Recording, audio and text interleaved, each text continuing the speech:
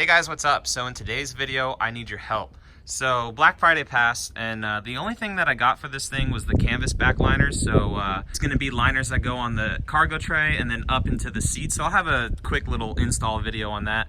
I went with black and then with red stitching. So they're having a 20% off sale, and that's really all I found. Some places were having sliders, buy on one sliders right away. Other places were having light stuff. My lights are all done. So let me know down in the comments what you guys picked up for your vehicles, if you picked up anything. And then also down in the comments, as you guys could tell by the title of this video, leave me suggestions for roof racks. So here's some of the caveats. I don't want Gobi. Everyone, no offense, Gobi looks good. If you have Gobi on yours, good job, it's badass. But I don't personally want Gobi. A lot of people have it. It's pretty expensive. I know you get great quality from it, but I don't feel like spending $1,400 or whatever it is, waiting 7 months or whatnot. 2, I don't want to drill up there if it's a full roof rack. So prinsu, love prinsu. It looks amazing, but you have to drill. I don't want to drill anything.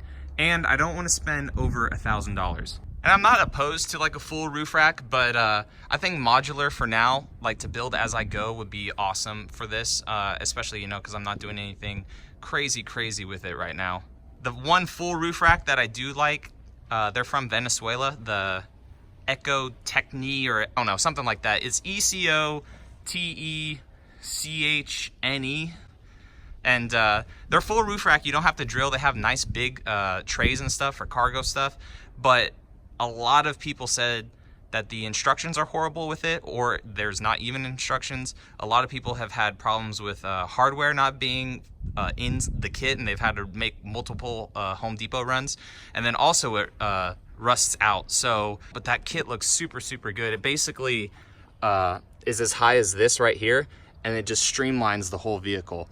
And I guess that brings up another topic of one of the other things that I want for it. I want it to be pretty low profile. Like Baja racks are nice. Their basket ones are super sweet, but it's pretty high. So I'm kind of being picky when it comes to this thing right now, but I don't know. So now, with all that in mind, here's the thing. I live in Florida. Florida's nice. Uncle Sam wanted me here, but it's not Arizona or California, like where I'm originally from. So the roof rack isn't gonna get all the crap up there, like the crazy max tracks. It's not gonna get a rooftop tent. It's not gonna get all this crazy stuff, because personally for me, I would sleep in my vehicle instead of a rooftop tent. I just don't have enough in the vehicle to not be able to sleep in there.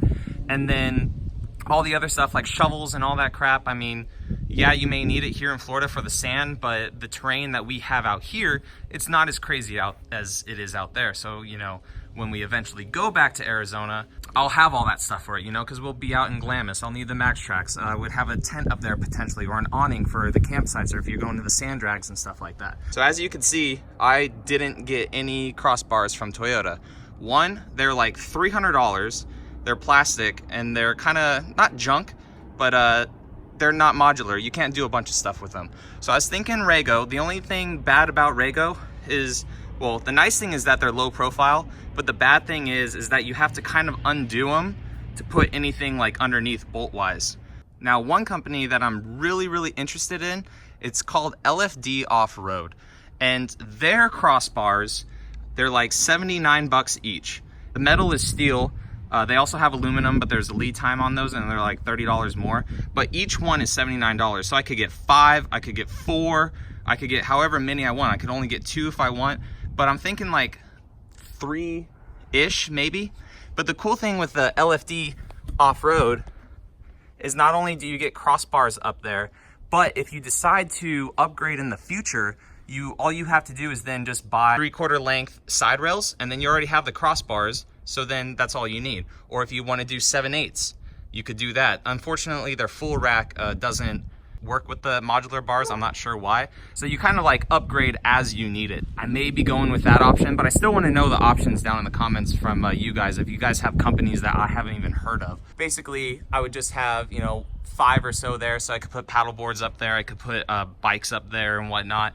If I get a beach permit this year, which I really hope I do, I could put the awning on the side, and that's really all I would use it for. And the roof rack was kind of like the lowest on my priority list. I kind of wanted sliders first from when we were down in Citrus, but honestly, I had a big long piece of carpet in here that I was taking to get hemmed to make a rug, and it would have been so nice if I could have put it on the roof. Instead it was like folded in the freaking car and like the window down and all that stuff. So, and then when I take off the roof rails as well to put whatever I put on top, if I do the modular ones, I'm gonna be painting them black with a nice coat of this black paint product that I want to be trying out.